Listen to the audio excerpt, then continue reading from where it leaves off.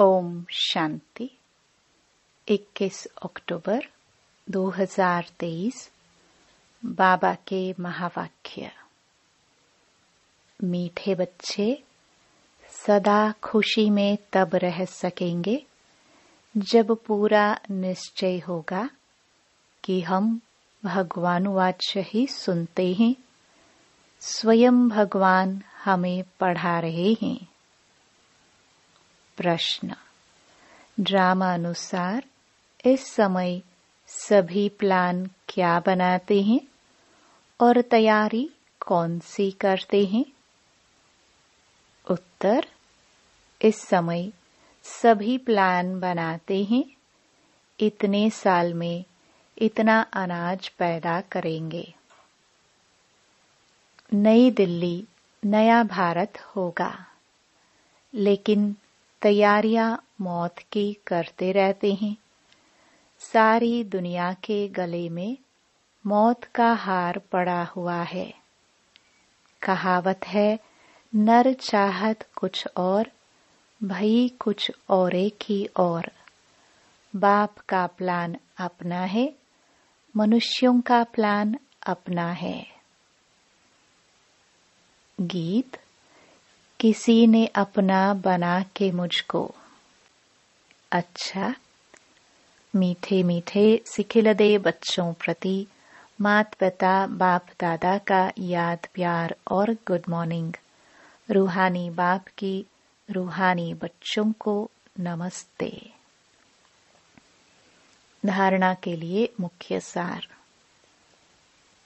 पहला, सच्चे सच्चे रूहानी सैल्वेशन आर्मी बन भारत को विकारों से सैल्वेज करना है। बाप का मददगार बन रूहानी सोशल सेवा करनी है। दूसरा, एक बाप से ही सत्य बातें सुननी है। Hear no evil, see no evil. इन आंखों से पिछाड़ी की सीन देखने के लिए योग युक्त बनना है। वरदान। अपसेट होने के बजाय हिसाब किताब को खुशी खुशी से चुकतू करने वाले निश्चिंत आत्मा भव। यदि कभी कोई बात कहता है तो उसमें फौरन अपसेट नहीं हो जाओ।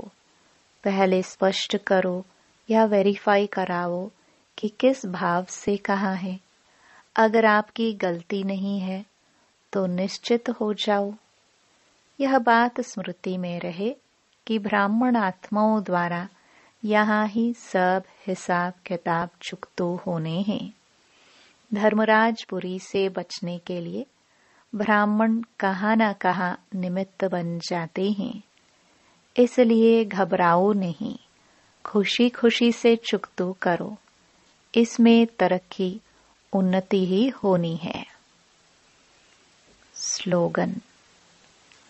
बाप ही संसार है, सदा इस स्मृति में रहना यही सहज योग है। मातेश्वरी जी के मधुर महावाक्य। अजपा जाप अर्थात निरंतर योग, अटूट योग।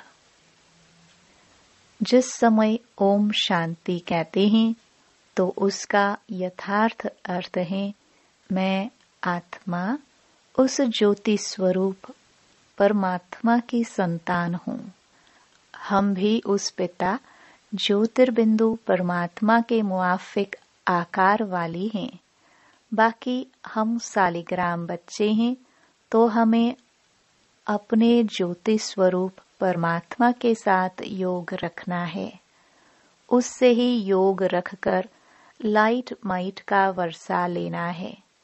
तभी तो गीता में स्वयं भगवान के महावाक्य है, मन मना भव। मुझ ज्योति स्वरूप पिता के समान तुम बच्चे भी निराकारी स्वरूप में स्थित हो जाओ। इसको ही अजपा जाप कहा जाता है।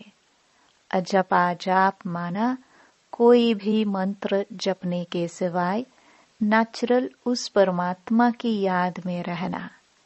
इसको ही पूर्ण योग कहते हैं।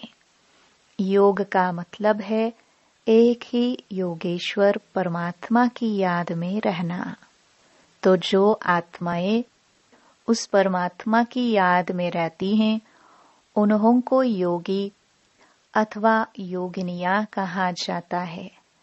जब उस योग अर्थात याद में निरंतर रहे, तब ही विकर्मों और पापों का बोझ नष्ट हो और आत्माएं पवित्र बने, जिससे फिर भविष्य जन्म में देवताई प्रारब्ध मिले।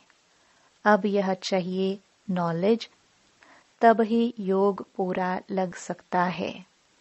तो अपने को आत्मा समझ परमात्मा की याद में रहना, यह है सच्चा ज्ञान।